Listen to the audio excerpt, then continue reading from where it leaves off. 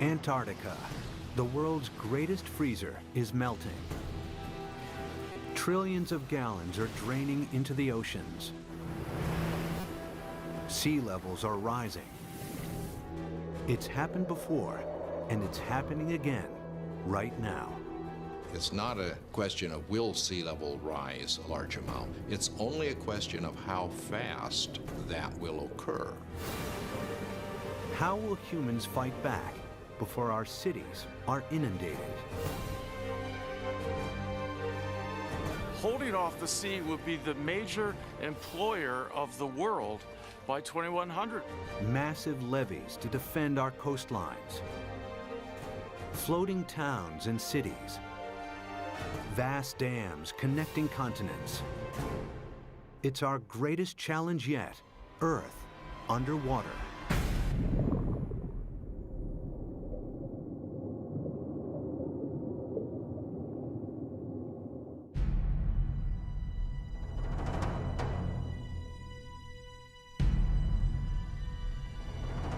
This is New York in the 24th century. Sea levels have risen by 120 feet. Manhattan is flooded. What could cause such a terrifying scenario?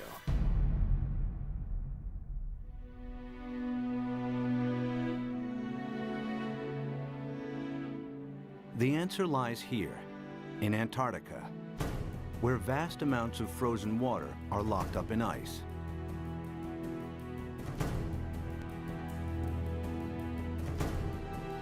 Some of Antarctica's ice sheets are more than 2 miles thick. If melted, this ice would dramatically raise sea levels. And the melting has already started. Taxi checks complete.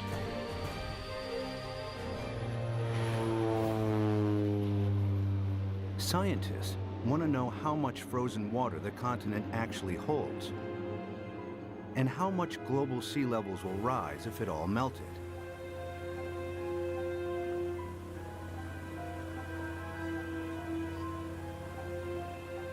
Specially equipped aircraft send radar beams deep into the ice, which reflect off the bedrock and measure the depth of the ice sheet.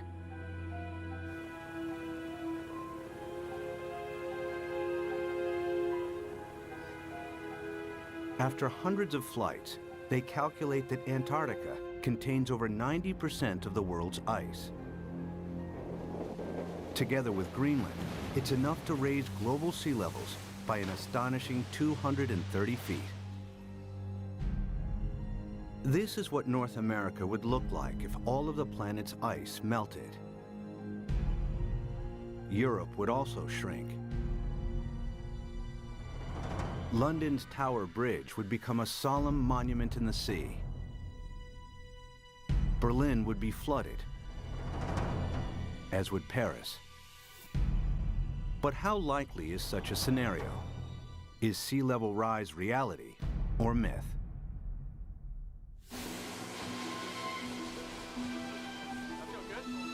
Professor Peter Ward is a paleontologist and astrobiologist. He's written extensively on the history of life on Earth.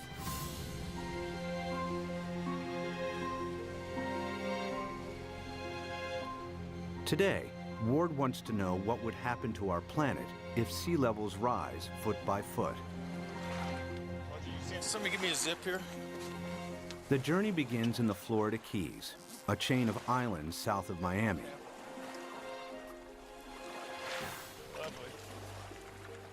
He's looking for clues from the past that may help predict the future of our planet. All right, guys, you want to go swimming? You ready?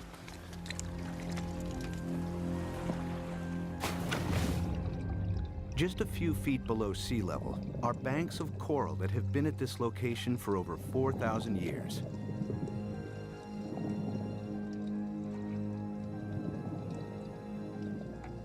During this period, sea levels have been stable, not just in Florida, but around the world.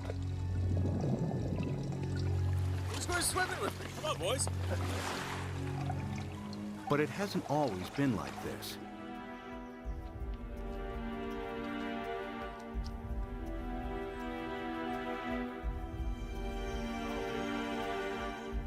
A few hundred yards from shore, Peter visits an abandoned quarry that reveals startling evidence from the past. Oh yeah, beauty. Nice. Look at this dude. Sitting right in growth position, grew straight up. Very nice. I came here at a very young 23 years of age. Our professor brought us to this quarry and said, this is a perfect reef, and it is. Look at this big coral sitting right in place. This is how corals grow straight up. And not very far offshore from us, we have these same corals living in place. And these things have to live in at least 10 feet of water. So we're sitting here. There's not been any volcanism. Nothing has lifted Florida up. How could you get this coral this high up in the air now, unless you had sea level, at least another 10 feet above this? It was the first indication to me that sea level, which I knew had gone down and come up, but I had never thought that it could be higher than it is now. If history repeats itself, our coastal cities would be inundated. Sea level rise is not a myth. It could happen again, just as it's happened before.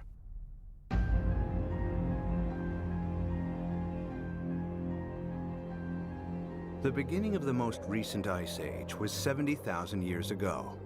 The ice sheets expanded, the planet's landmass grew, and sea levels fell. Then temperatures rose again. The ice receded.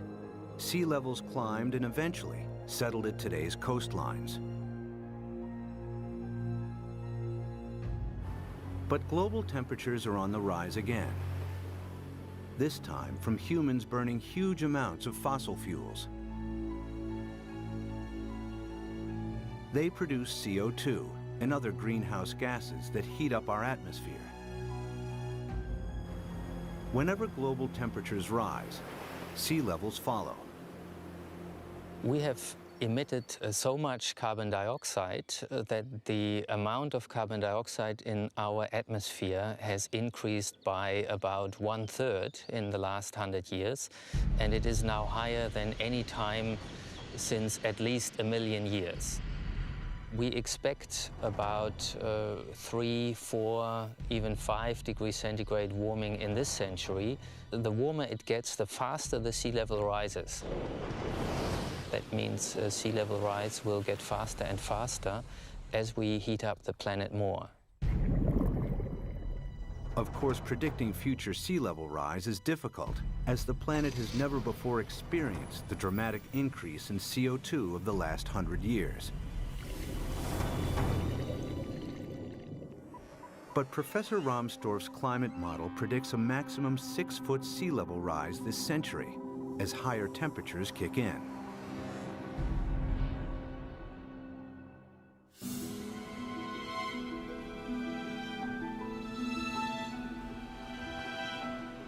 One city that would face inundation this century is Miami, Florida. Just a few feet above sea level, it has virtually no defenses against a rising ocean.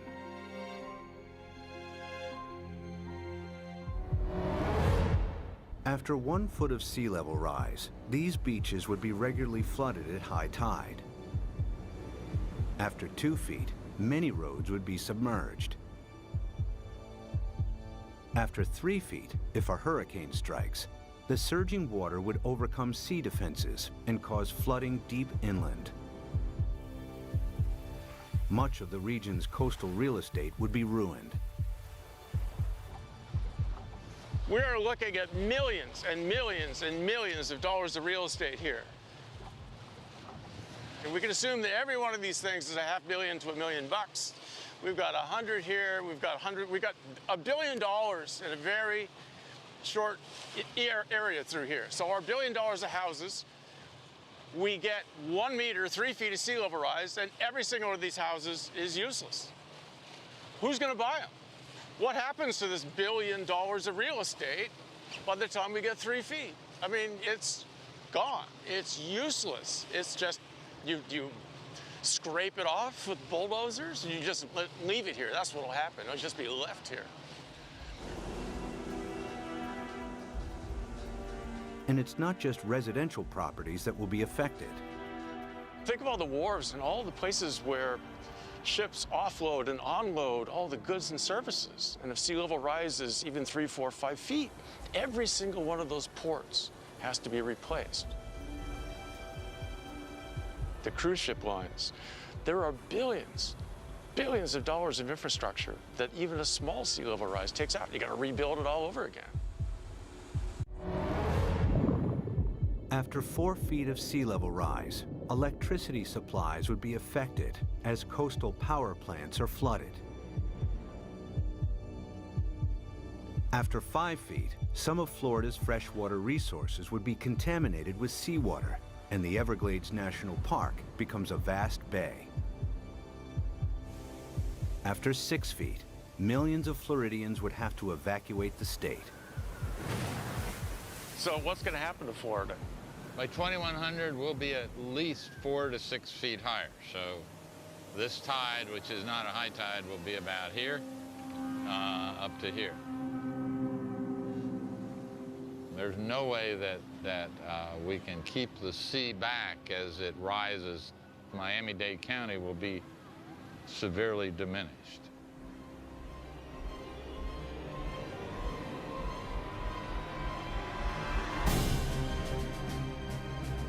By 2100, after 6 feet of sea level rise, Miami would look like this.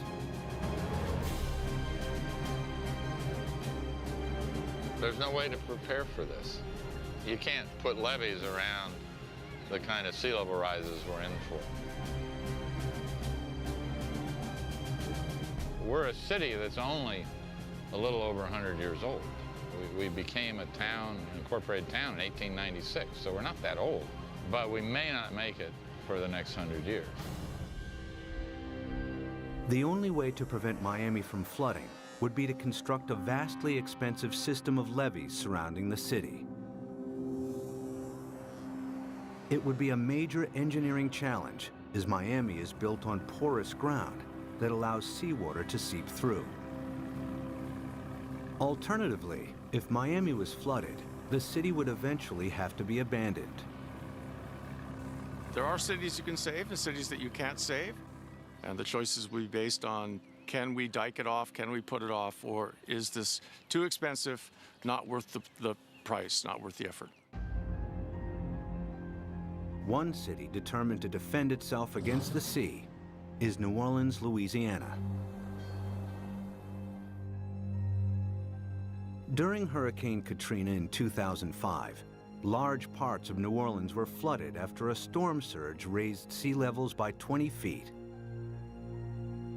The city lies several feet below sea level. Its antiquated locks and levees weren't strong enough to hold back the rising sea. As the storm pushed the Gulf's surging waters into Lake Borgne and onwards into the city's canals, New Orleans' sea defenses broke in 50 places. We had some levee and flood wall failures in the hurricane system. And the combination of that overtopping of the levees and the flood walls that failed caused massive flooding throughout the city. About 80% of the city of New Orleans was flooded following Hurricane Katrina.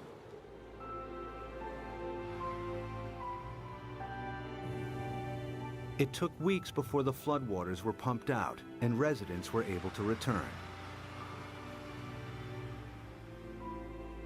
Among them were Victory Wallace Taylor and her son Peter, who returned home to a badly damaged house. The flood was very bad. They wouldn't let us come and see about our house. It damaged my heart a little bit because I'm afraid for the flood. Like if the flood come in again, I don't know what to do because I think I might panic this time. I don't know. It is a hard pill to swallow, you see.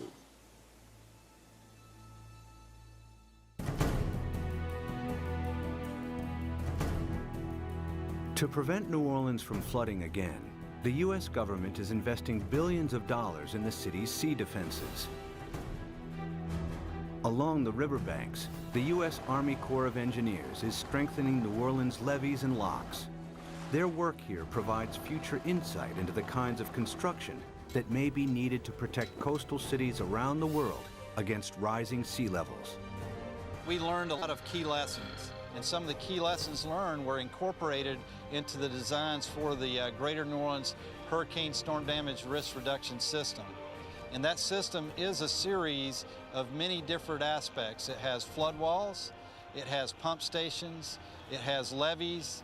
There's the series that we call the multiple lines of defense. New Orleans defense takes a unique approach against the rising water by confronting the enemy itself. The flood surge that broke its sea defenses approached the city from Lake Borgne, a lagoon east of New Orleans. It's here where the U.S. Army Corps of Engineers is focusing its efforts. What we've done now is we moved the defense of the city out. We're about 12 miles from downtown, about 8 miles away from the 9th Ward, which is flooded.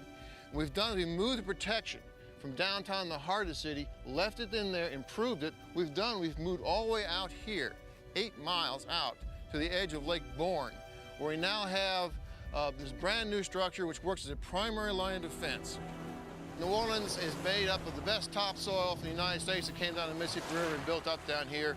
However, back in graduate school, the whole idea was that the better it is to grow something on, the worse it is to build on. Well, this is the topsoil of the nation down here, so it's the worst possible stuff to build in. What you see behind me is the Hawken. It is a pile-driving crane brought in from Seattle, Washington, across the Pacific Ocean, down to the Panama Canal to New Orleans to build this particular gate and the barge gate. And what we've had to do is go down 60 feet through the newer material down to the old Pleistocene clay, and that is our basis. So the main wall itself goes down to minus 130 feet, and the batter piles that brace it are down to 190 feet. All tall buildings in New Orleans, the dome, everything is based upon piles. The new seawall also has to allow ships to pass through.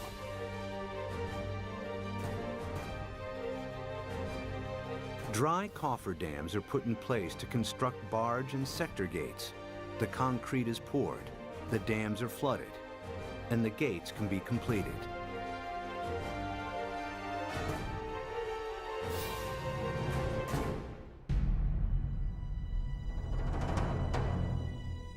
New Orleans' new sea defenses are costing the taxpayer a hefty $15 billion.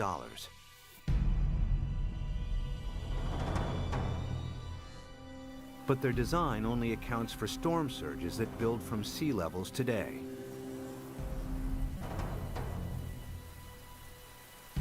If sea levels rise by 6 feet, any storm surge would be higher as well, and the city's sea defenses would have to be heightened at an even greater cost. Not every country can afford to spend billions on sea defenses. In Bangladesh, many of its 150 million inhabitants live at or just above sea level. Merely 3 feet of sea level rise will have a devastating effect on the country's population. Turns out the area of the world that would be most vulnerable to sea level rise would be Asia. The rice-growing river deltas in Asia that are very close to sea level.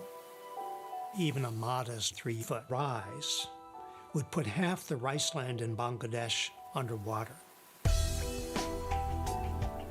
Bangladesh has over 100 to 120 million people, and that number is rising fast. A great deal of its land just simply gets covered by water. And again, once you have salt water coming up, it's not just the land that's covered, it's the intrusion of salt. Even a 3-foot sea level rise wipes out half its rice crop. Their population's going up 1/3, and their land is being shrunk by 1/3. You know, you do the math. It's a catastrophe coming at us. Much of Bangladesh is a vast muddy delta that can't be defended. 6 feet of sea level rise spells disaster. It would displace millions, probably at least a few tens of millions of people. Where are they going to go? India's already built a wall between India and Bangladesh. They're anticipating there are going to be a lot of Bangladeshis starting to move, looking for a place to go, and Bangladesh itself is already one of the most densely populated countries on Earth. And then there are another 18 or 20 rice-growing river deltas in Asia, the Irrawaddy in Burma, the Pearl River Delta in China, and so forth, that would be affected in varying degrees by the rise in sea level. By the end of the century, cities and coastlines around the world will be under siege from the rising tides. Everywhere, people will be building levees and sea defenses to fight back.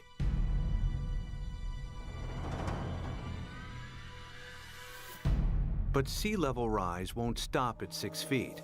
They're likely to rise at an even faster rate. As the predicted melt of Greenland and Antarctica accelerates, exposed cities may not have time to build new sea defenses.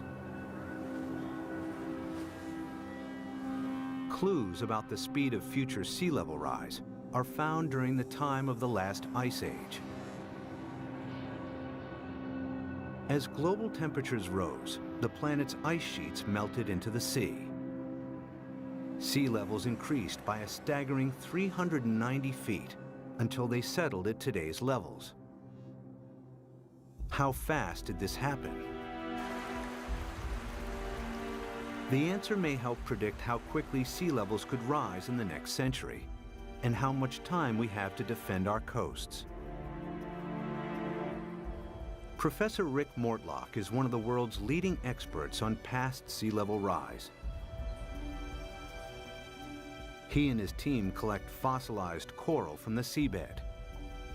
In the lab, they analyze and compare the exact depth and age of each sample.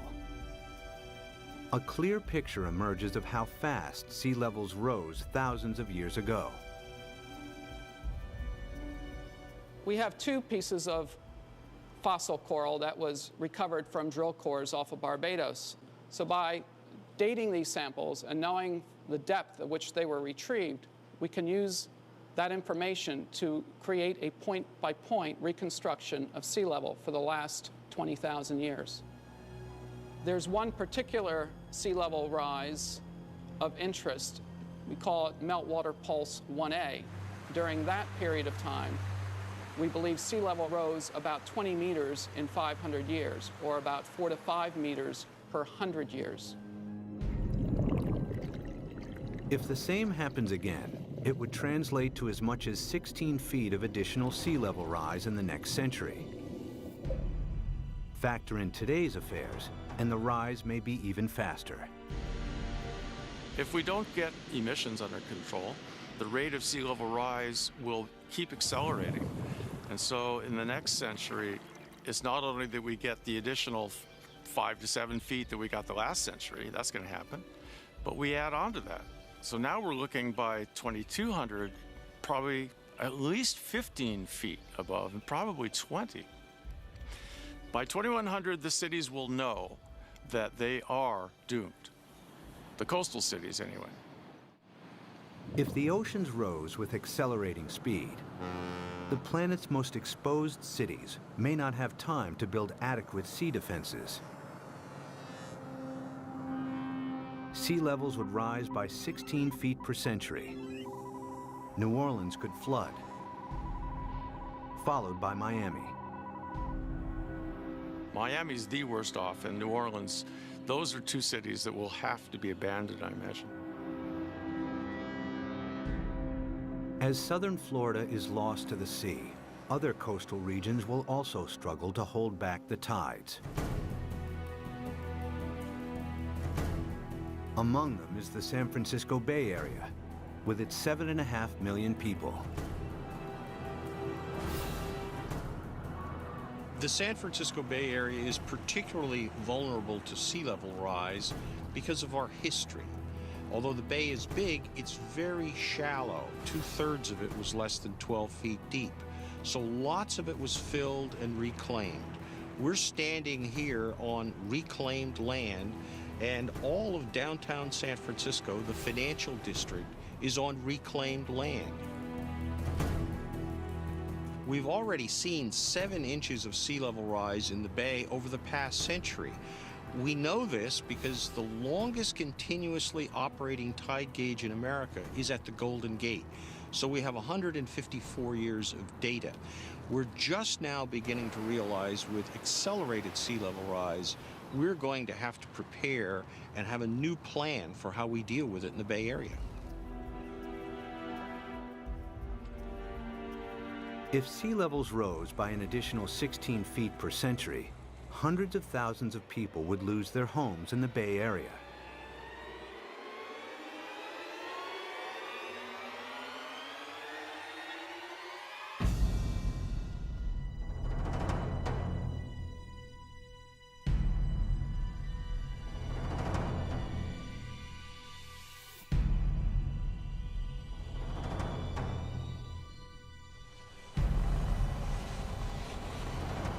To protect San Francisco Bay, levees would have to be built on a massive scale. The silver lining is the engineering will create so many jobs. Holding off the sea will be the major employer of the world by 2100, I think. This is going to be worldwide. We're going to have a damn revolution. The bay's entire coastline would have to be defended with levees in order to protect it. But in the east, the Sacramento-San Joaquin Delta would remain vulnerable because it's at or below sea level. The Delta has some of America's most fertile farmland. The most important part is food. It's unbelievable the proportion of human food that comes from land that is at sea level, not necessarily right next to the sea, but at an elevation that will be impacted by sea level rising. Sea level rises a little, all those fields next to it, even if they're not covered by the sea, are rendered useless for human crops by the sea. If the Delta and its farmland were lost to the sea, California's food supply would be in jeopardy. The Delta is also one of the main sources of fresh water on the American West Coast. This is the hub of California's water supply. 26 million people drink water that comes from this estuary.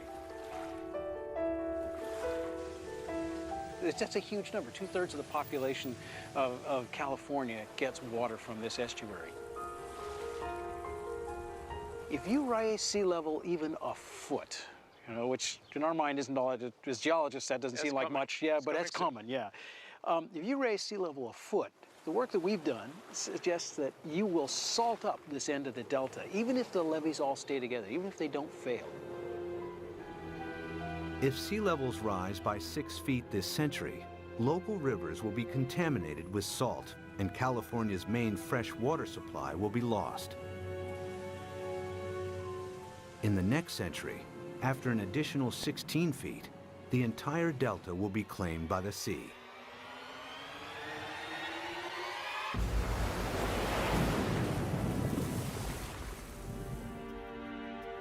But there may be a way to defend both the delta and San Francisco Bay. San Francisco is among the best, easiest to save. The most radical solution would be putting a big dam right across the bay under the Golden Gate Bridge. On the ocean side, the sea is about 130 feet deep. Building a dam would be controversial and would turn the bay into a freshwater lagoon. But at a time of intense sea level rise, some may consider this the best option.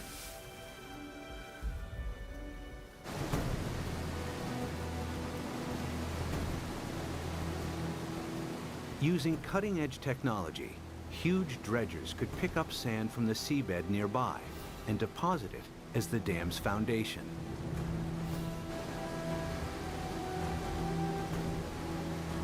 The dam's shallow incline would ensure maximum stability against earthquakes, breaking the power of the ocean waves with ease.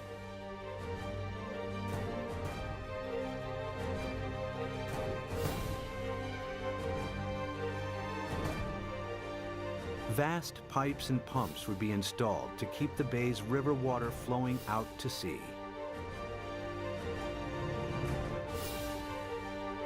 The Golden Gate Dam would cost $2.5 billion and could be heightened to deal with any sea level rise in the future. San Francisco and the Bay Area would be saved.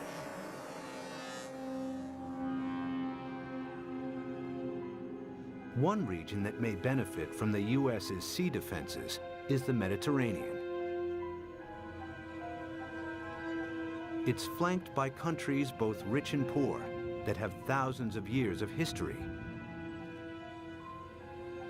The Mediterranean has a unique feature, a narrowing at its mouth. The Straits of Gibraltar are between 10 and 20 miles wide, stretching from southern Spain to Africa. A dam could keep the rising water of the Atlantic separate from the Mediterranean.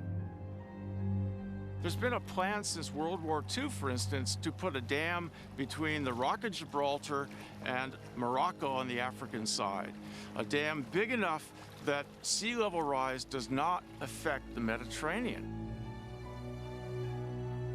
But building a dam here has one major drawback. Every year, the Mediterranean loses 2 feet of sea level through evaporation that is compensated by the inflow of water from the Atlantic. The dam would cut this off. In the case that you build a dam in the Gibraltar Straits, there will not be the flow of water from the Atlantic. So in the case that you cut the flow, so there will be a evaporation, there will not be compensation, and there will be a permanent drop of the water level. After years of evaporation, the Mediterranean would turn into a stagnant saltwater lake. Eventually, the sea would dry out. And if then the sea level would rise, let's say another... Sea defense engineer Peter Janssen maps out possible solutions on how to keep the Atlantic flowing while building the world's largest super dam. I looked at the surroundings. I looked at what may be required to make a closure. And then, well, I thought it may be feasible.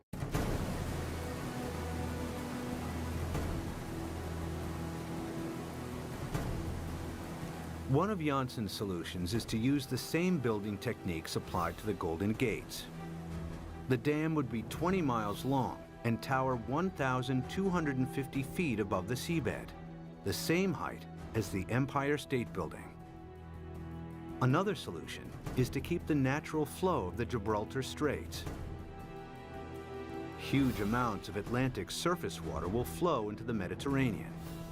At a much lower depth, some of the Med's saltier water will be pumped back out again, keeping the sea's salt and sea level stable. The world's greatest super dam would cost $275 billion. The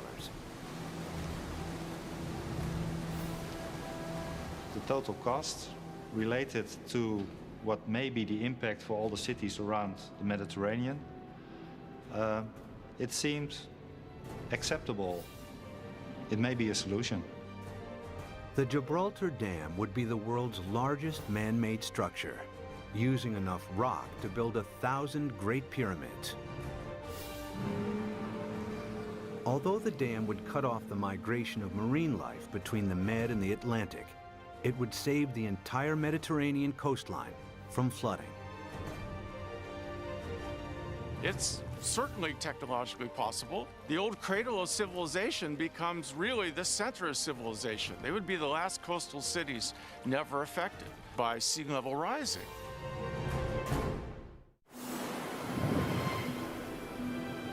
By the end of the next century, sea levels could rise by nearly 22 feet.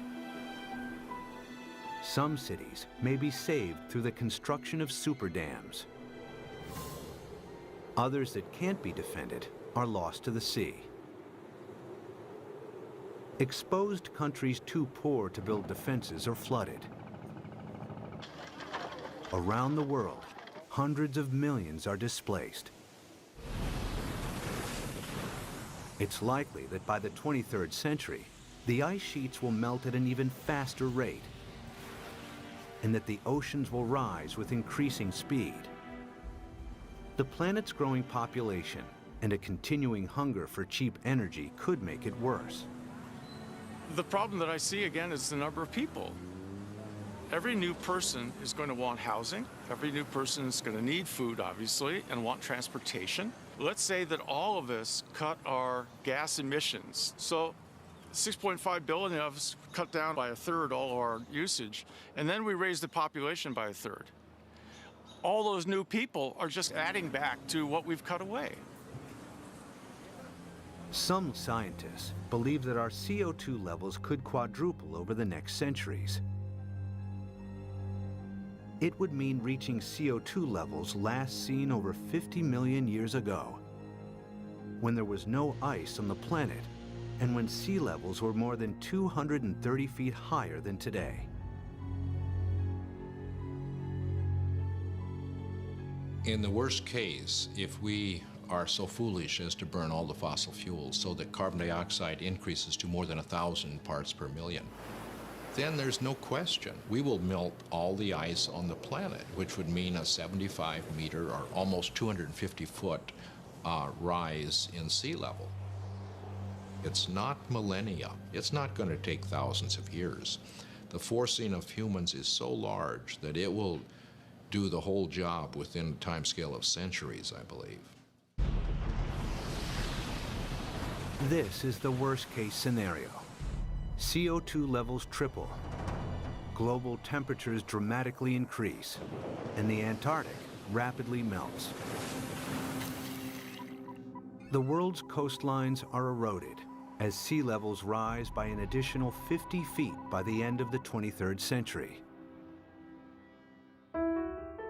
One rich city that would struggle to defend itself is London, Western Europe's largest metropolis. Its main river, the Thames, is tidal, and water levels vary by up to 22 feet. The Thames barrier defends the city against storm surges from the sea. If a tide is unusually high, the barrier closes its gates, and inner London is protected. If sea levels rise by 6 feet, the barrier would have to be replaced by a huge seawall upstream. But if they rise by 50 feet per century, there may not be enough time to build adequate sea defenses. It would be a disastrous situation. It would mean you simply can't inhabit the coastal areas because you will have a continually changing sea level. So we really do not want to go down that path.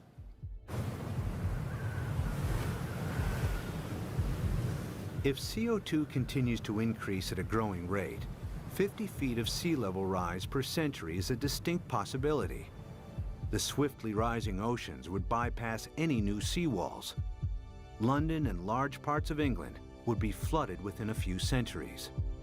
The worst case scenario is when we have maybe 4 to 6 feet within a decade. That's not the kind of thing where you sort of sell your houses and say it's going to be okay. But you're trying to get out of there without drowning. It's going to challenge the existence of civilization. One of London's most famous landmarks, the Tower Bridge, would become a somber outpost in the sea. I mean, there would be a degree of panic that we cannot imagine as each country tried to figure out how it somehow could survive. Rising oceans would seep underneath obsolete levees or breach areas where there wasn't the time or money to strengthen seawalls. The rapidly rising sea levels would soon overwhelm large parts of continental Europe. By the time all of the Antarctic's ice has melted, Denmark, the Netherlands, and large parts of northern Germany and France will be lost. Significant sea level rise may turn Berlin into a coastal town within centuries. Another 100 years, and the city would be lost to the sea. The rising sea would creep up the River Seine and find its way to Paris. With an elevation of 115 feet, the French capital would be vulnerable to sea level rise. After all of the planet's ice is melted, it will flood. The affluent countries would try to protect their borders against millions and millions who would be leaving the areas most severely affected. But the stresses associated with migration on this scale are unimaginable. The meltdown of the planet's ice sheets would completely transform our world. But even as our coasts are pushed back by the rising oceans, resourceful humans would try to adapt.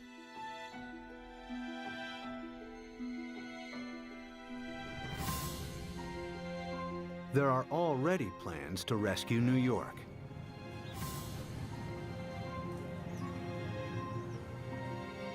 Manhattan Island is flanked by two fast-flowing tidal rivers. The entire city is directly exposed to the North Atlantic and extremely vulnerable to sea level rise.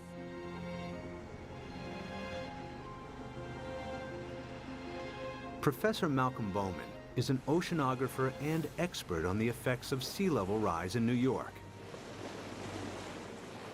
If the worst case scenario, the rapid meltdown of the ice sheet on Greenland, the West Antarctic ice sheet, were to happen extremely rapidly, the future of New York City is in peril. So the city has two options. One, either build massive defenses, or two, start evacuating the city and its population to higher ground. The flooding of New York's underground installations would only be the first in a series of catastrophic events. After the first 6 feet of sea level rise, parts of lower Manhattan would be submerged. If sea levels rise by 50 feet, the water would move into Times Square. Behind me is the Manhattan Bridge, where sea level is rising 250 feet. That bridge would have seawater lapping around the roadway. New York City as we know it would not exist.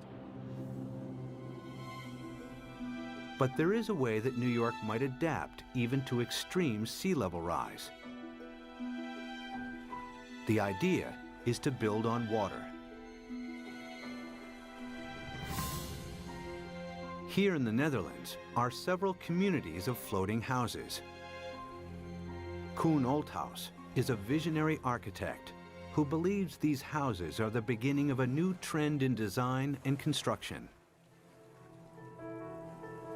So what you will see is that people go and design floating apartment buildings and really floating structures like 200 by 200 meters with roads on top of it and with cars on top of it and houses.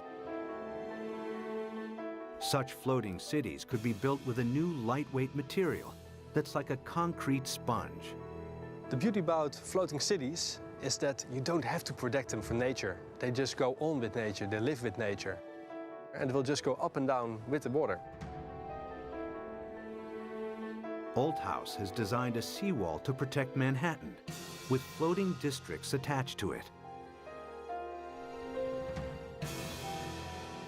New York, we're going to build a new Wall Street around it, around Manhattan. So we can redesign the city around it, or even having floating leisure around it, floating agriculture. A floating New York is still in the concept stage.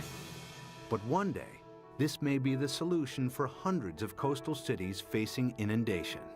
The best silver lining of the whole thing to me is that it will require a united world. A world war against sea level will have to bring all of the squabbling governments to act together. The sea doesn't care what your national boundary is. It's an equal opportunity flooder. We will have to, as a planet, come at this in a united fashion. Whether it's the construction of massive seawalls or super dams, sea level rise will happen. The question is not if, but how fast and how much our oceans will rise. Much will depend on our own CO2 emissions. Humans will need all their ingenuity to meet the world's greatest challenge yet. When 7 p.m. feels like this, you must be watching the National Geographic Channel.